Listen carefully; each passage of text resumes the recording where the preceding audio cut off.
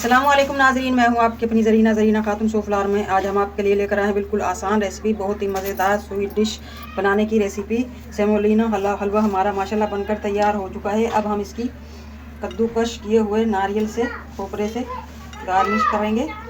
मज़ेदार सा कलरफुल हमारा सेमोलिना हलवा तैयार है। अब हम इसकी पीस काट कर दिखाते हैं आपको कितना मज़ेदार बना है ये।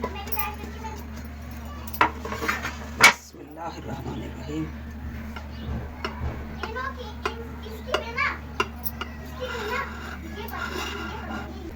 सबका पसंदीदा इंशाअल्लाह बहुत ही मज़ेदार हमारा ये सेमोलिनो हलवा बनकर तैयार हो चुका है। बिस्मिल्लाहिर्रहमानिर्रहीम।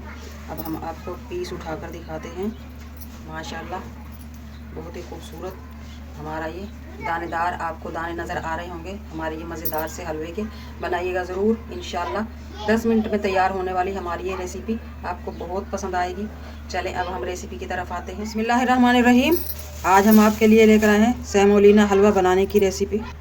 उसके लिए सूजी हम लेंगे 1 कप। सूजी हमें इसमें मोटी दानेदार चाहिए। 1 कप हमने सूजी ली है और 1 ही कप हम चीनी लेंगे। आप किसी भी चीज़ से इसे नापें, गिलास, कप, प्याली वगैरह, तो 1 ही नाप आपका होना चाहिए। 1 कप चीनी और 1 कप पानी। फुल भरकर हमने कप लिया है पानी का। चीनी को हम अच्छी तरह से मेल्ट कर लेंगे फोक की मदद से।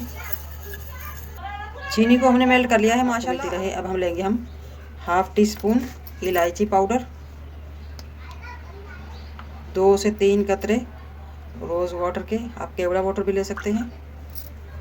इससे हमारे हलवे में बहुत प्यारी खुशबू होगी और टेस्ट भी मज़ेदार आएगा। अच्छी तरह से मिक्स कर लेंगे। 2 टीस्पून हम लेंगे मैदा, इससे हमारा हलवा दानेदार बनेगा। आधा कप लेंगे हम देसी घी, आप इसकी जगह मक्खन भी ले सकते हैं। मक्खन लें तो ज़्यादा अच्छा है। घी को हमने गर्म होने के लिए रख दिया है। जैसे ही हमारा घी गर्म होगा हम सूजी भून लेंगे। घी हमारा माशाल्लाह अच्छी तरह से गर्म हो चुका है। अब हम सूजी भून लेंगे। लो फ्लेम पर हम भुनाई करेंगे ताकि सूजी हमारी जले ना, तो कलर भी अच्छा आए, जायका भी अच्छा हो। सूजी हमारी माशाल्लाह भुनने वाली है। अब हम प्लेट लेंगे एक बड़ी, इसको हम ग्रीस करेंगे। घी से ही हम ग्रीस करेंगे प्लेट को। सूजी हमारी माशाल्लाह भुन चुकी है। लो फ्लेम पर हमने इसकी भुनाई की है। 8 से 10 मिनट लग चुके हैं। अब हमने जो चीनी मिक्स करके रखी थी वो डाल लेंगे। पकाना हमने लो फ्लेम पर ही है। पहले एक बार हम चमचा घुमा लेते हैं। बिस्मिल्लाहिर्रहमानिर्रहीम।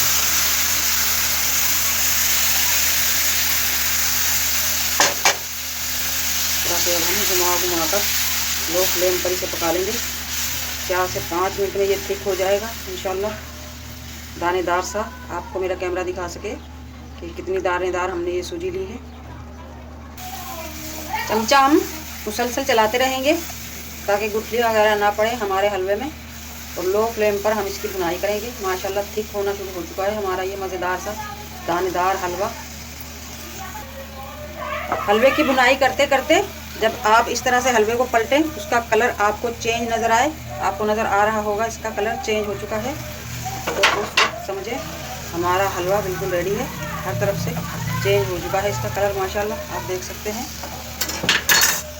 अब हम एक बाउल लेंगे, इसे भी हम ग्रीस कर लेंगे।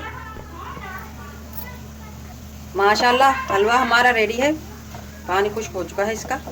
अब हम निकाल लेंगे।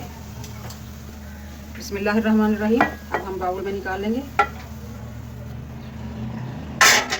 और इसे जल्दी से इस तरह स्पैचुला की मदद से सेट कर देंगे। बाउल में आपने हर तरफ घी लगाना है। घी, ऑयल जो भी आपके पास अवेलेबल है वो आप लगा सकते हैं।